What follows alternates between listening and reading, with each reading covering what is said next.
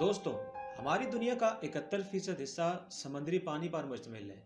جہاں یہ پانی زندگی کی بقا کے لیے انتہائی ضروری ہے، وہیں یہ ہماری دنیا کے ماحول کو توازن میں رکھنے کے کام کو بھی سر انجام دیتا ہے۔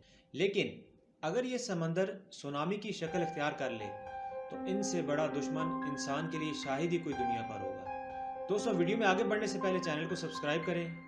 آپ دیکھ رہے ہیں فیکٹ ایکویریم اور آج کی ویڈیو کا ٹاپک ہے سونامی۔ دوستوں، سال 2011 یعنی آج سے تقریباً 11 سال پہلے جاپان میں ایک بہت بڑا سونامی آیا تھا۔ زلزلے کی وجہ سے آنے والے سونامی میں 40 میٹر یعنی کہ تقریباً 140 فٹ اونچی سمندری لہریں اٹھی تھی، جو کہ امریکہ میں موجود اسٹیچو آف لبرٹی سے بھی صرف 5 میٹر چھوٹی تھی۔ اس سونامی کی وجہ سے جاپان کو فائنینشلی بہت زیادہ نقصان ہوا تھا، کیونکہ سمندر کا پانی 10 کلومیٹر تک شہر کے اندر داخل ہو گیا تھا، جس نے اپنے راستے میں آنے والی ہر چیز کو تہس نہس کر دیا تھا۔ اس وقت جاپان کی حالت کو دیکھ کر یہ یقین کرنا مشکل تھا کہ یہ ملک دوبارہ اپنے پیروں پر کھڑا ہو سکے گا۔ نقصان کا اندازہ تقریباً 22 کروڑ ڈالر لگایا گیا تھا، جو کہ دنیا کے کئی دوسرے ملکوں کی جی ڈی پی سے بھی کئی گنا زیادہ تھا۔ لیکن یہ تو کچھ بھی نہیں ہے۔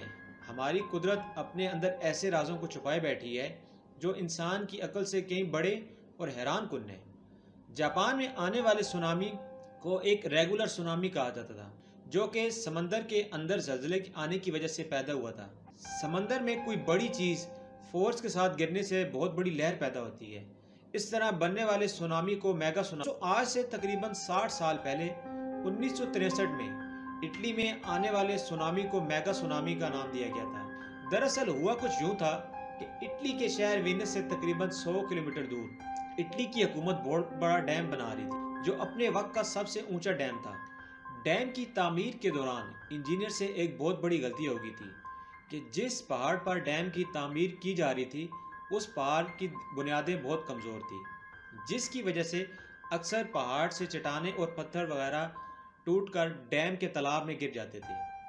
1959 میں جب اس ڈیم کی تعمیر مکمل ہوئی تھی تو اس کے کچھ عرصے بعد اس پہاڑ سے کافی بڑے پتھر ڈیم کے تالاب میں گرنا شروع ہو گئے۔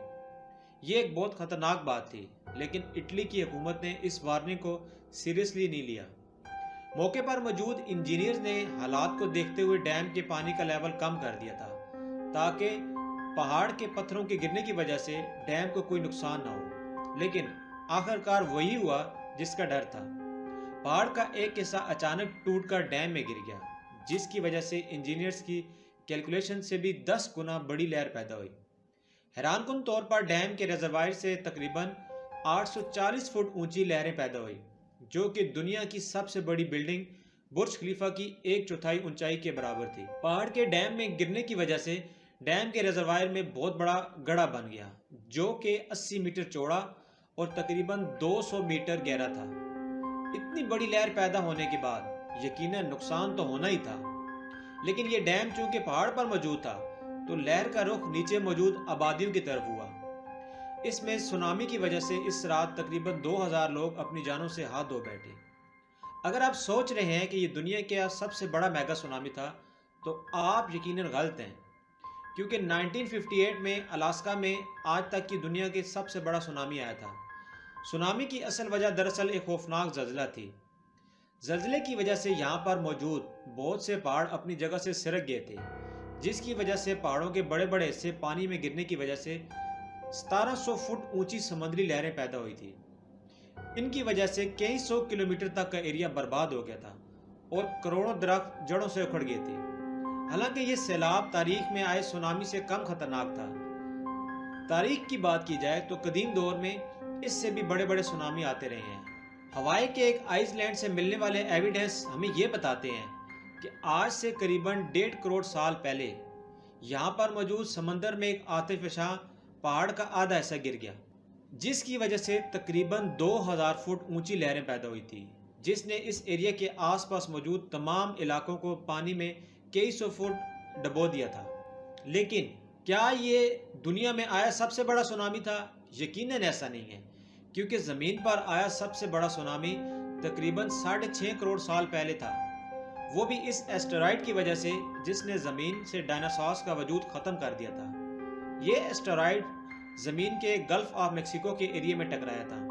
اس کی چوڑائی تقریباً 10 کلومیٹر تک تھی اور اس ایسٹرائیڈ میں اتنی طاقت تھی کہ اس کے ٹکرانے کی وجہ سے سمندر سے تقریباً 5.1 کلومیٹر اونچی لہریں اٹھی تھی، جو کہ ہماری زمین کی تاریخ کی سب سے اونچی لہریں تھی۔